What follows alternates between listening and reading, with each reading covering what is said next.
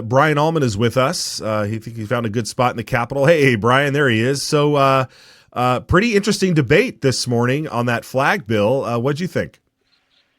It was interesting. It's My sense was that Representative Church, the Democrat from Boise, was trying to make a conservative argument, say that this adds bureaucracy and this could add, more spending, and we don't want to be policing parking lots and such.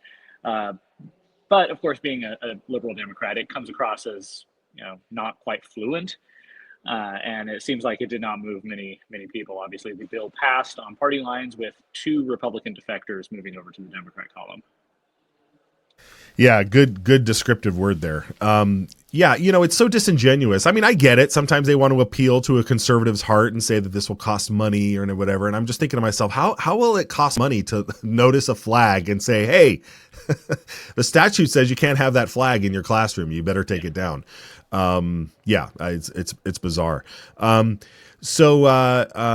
other thing, though, too, was the fact that this bill passed, a similar bill passed in the Senate last year and got held up in committee last year. And I've been trying to see if I could find the footage of the folks who say, without watching a 4-hour hearing about being triggered by the American flag, or being or trans people being bullied, because of these types of topics. We didn't really. That was what, yeah. Representative Ehart brought that up today, both in the committee hearing a while back and today on the floor. That the reason it went down in the House was because of false testimony. There was a teacher who was claiming that LGBTQ students were being bullied, harassed, assaulted every single day, and that the hanging the pride flag was a sign of a safe space. And it turned out that wasn't actually true, that it was grossly exaggerated, if not completely made up whole cloth. And so, she was pretty passionate about that. And that's something that I think she's been, really hammering. And as she should. I mean, we should be more incensed when people show up to committee. Right? You don't swear, you don't put your hand on the Bible and swear, not that that would mean anything to these people, but they sit there and they lie. They absolutely lie.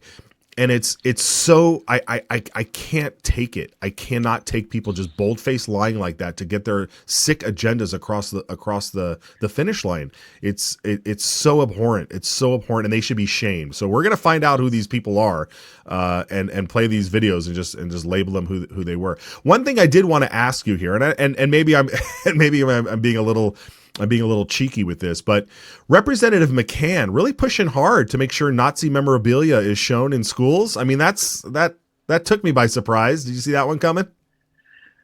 I don't know what to say about that. Obviously, she and Representative Mark Sauter were the only two Republicans to vote against this, and she not only debated against it, she debated twice against it, which is not usually common. And she continually kept asking questions of Representative Hill about the bill, and I don't know. They didn't seem like they were really in good faith to me. So I'm not quite sure where she was coming from there. It seemed like she just didn't like the bill and was trying to poke holes in it. And I mean, Representative Hill, he's very much a big picture guy. He wants more patriotism and less divisiveness in the classroom, and this bill is his avenue to do that. Whereas Representative McCann is really just trying to find little loopholes or poke holes and say, well, what about this? Well, what about this? Well, what about this? When it's clear that she was just against the bill for whatever reason.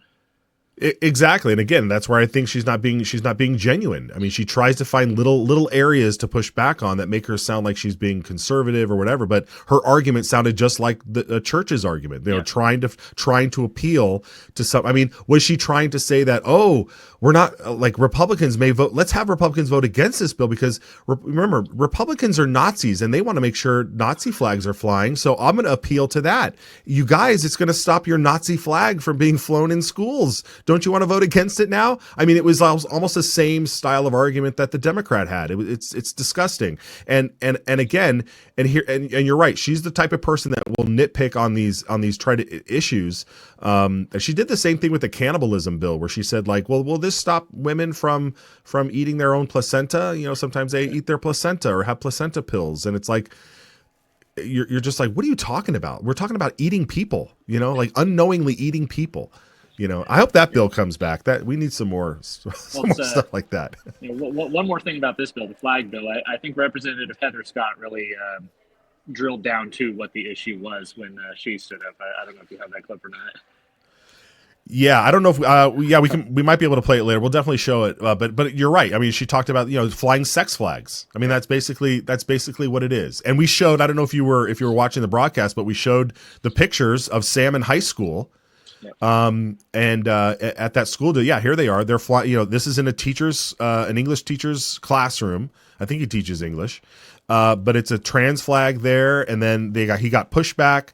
So then they flew up a human flag with the trans colors all over it. So they're openly defying this, and it's happening right now. I mean, this is happening right now. This debate that's happening, at least in this one school, and we know it's happening in other places across Idaho.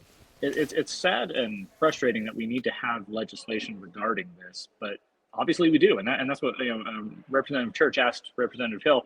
Why are we doing this? There's already schools putting in policies, and the conservative thing to do, or I think it was actually Representative McCann who said the Idaho way is to go to the local school boards and do this. And I thought Representative Hill actually answered that fairly well. He said he heard from a teacher who said she was uncomfortable flying the American flag in her classroom. Yet we have all these divisive flags celebrating different sexualities and stuff, which has no place in an elementary school or even a high school classroom. Yeah, and that's a great point. And to your point about where she said we already have school districts doing these things. That's the whole point down in Salmon, Idaho, folks. If you're in Salmon, if you're in that area, your school board is behind this. Your school board is trying to defend this teacher flying that flag. You elected these people. And for an area of Idaho that was 90% for Donald Trump and 70% or more for against Prop 1, Salmon, Idaho doesn't strike me as the place that's like deep Boise, the North End. This does not strike me as that. Now, there are people there that are on the left, but they're in control. The left is in control in Salmon, Idaho, apparently. So if you're out there, you need to wake up. You need to wake up, keep going to your school board meetings, and when the elections come, get involved.